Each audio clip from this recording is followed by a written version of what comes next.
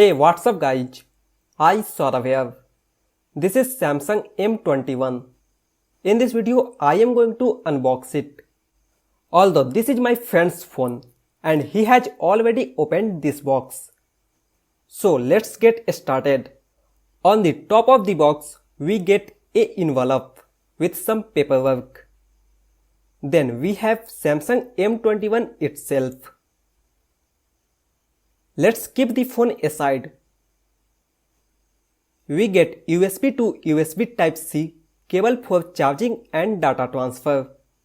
And the last thing we get in this box is a charging adapter.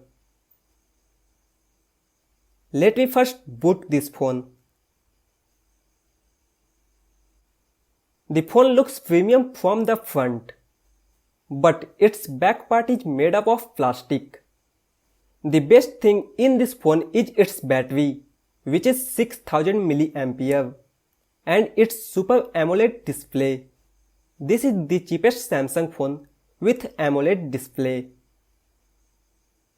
We get a standard Samsung fast charging adapter with 2 ampere output. In this white envelope, we also get a metal SIM ejector tool. That's all.